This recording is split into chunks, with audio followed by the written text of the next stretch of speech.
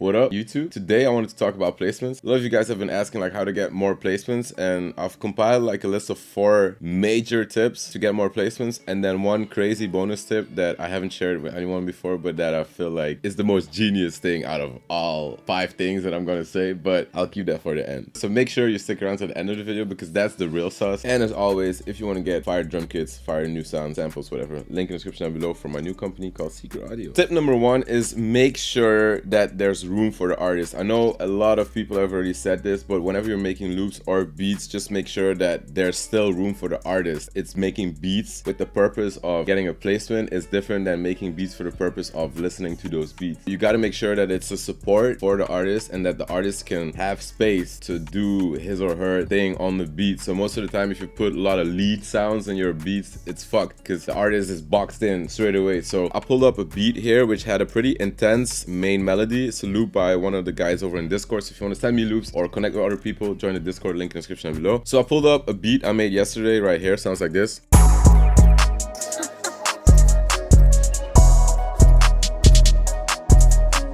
Because I made sure that everything is like following the bounce of the melody, there's still space for the artist to fill in the gaps, you know. I received this loop sounding like this, so without the effects it sounded like this with a lot of bass.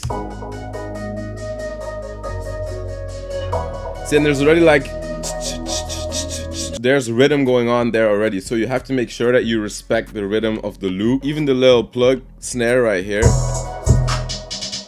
it's still in the rhythm of everything. Everything's just going. It's a pretty predictable loop. That's what I'm mostly going for in beats. You can be unique with the bounce, but it has to be kinda predictable. Not too predictable, but kinda predictable. Tip number 2, sound selection is major key. But it kind of depends on where you're trying to place the artist. Sound selection for US artists is totally different than sound selections for French artists, for example. I've done a lot of placements these last years in France, Belgium, and the Netherlands. The sound here is kind of different than for the US, for example, so you gotta like kind of know what market you're trying to tap into. Even the loop selection is like it's different in Europe than in the US. That's my humble experience. For example, this loop, I don't see a lot of US artists that will use this loop.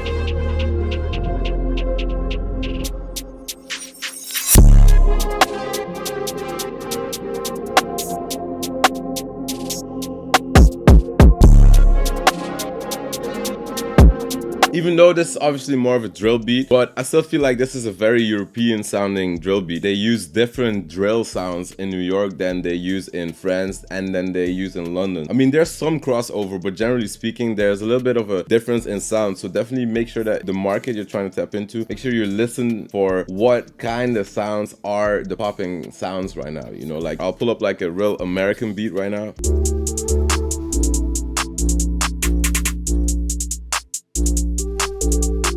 One thing I can immediately tell you is that like the hi-hat can be much more pronounced here. It's a much more thick hi-hat. The clap is much more like US sauce, much more like subtle sounds. In the French, the beat's gonna be a little bit more heavy. That's just how it feels to me anyway. So the main thing is definitely just know what kind of territory you're going for and adapt your beats or send stuff like that to people over there and send other stuff you make to people over there. So you kind of like get the vibe you're going for. That's really important. So that was tip number 2. Of course, if you need good sound selection, you can always get my drum kit through the link in the description down below. I'm also doing my 2023 drum kit very soon, so stay tuned for that. And make sure you stay around for the bonus tip because that's the real stuff. Tip number 3, when you're sending out stuff, think about how the artist or even the beat maker is listening to what you're sending out. So if you're, for example, sending beats to artists, think about how the artist is listening to beats. For example, if the artist is a type of artist that just goes to the studio with an engineer and just pulls up a whole bunch of beats and goes through like 50 beats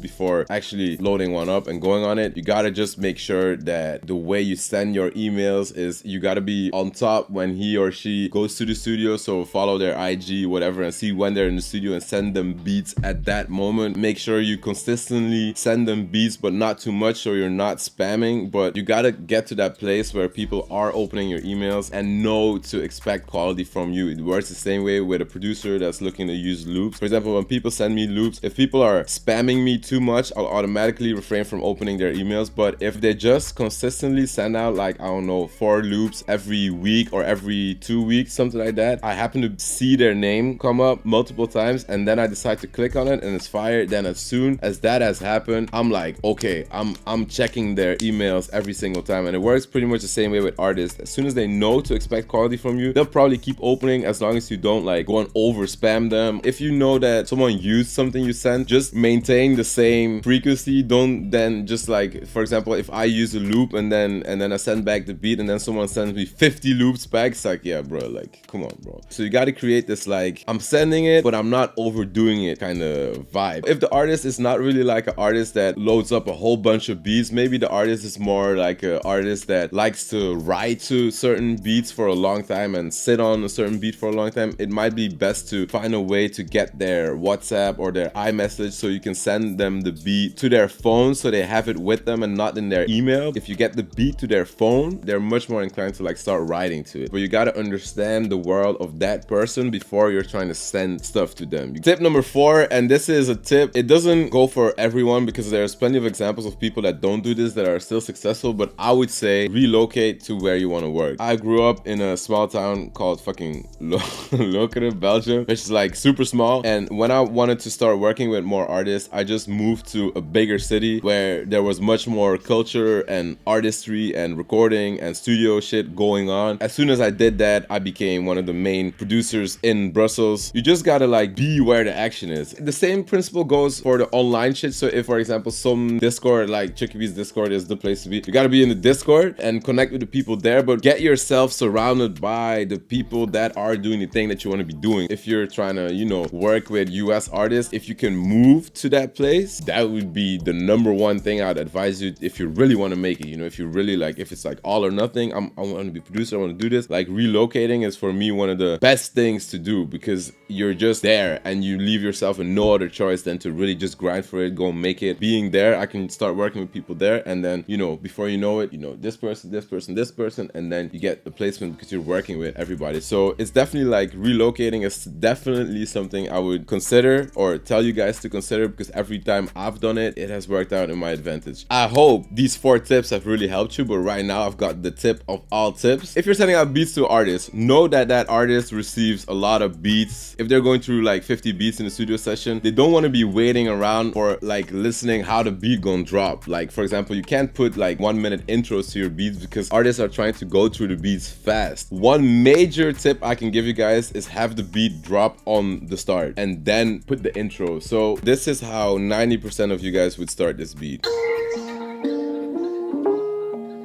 But imagine I'm an artist right now going through beats and I'm like, you know, it's like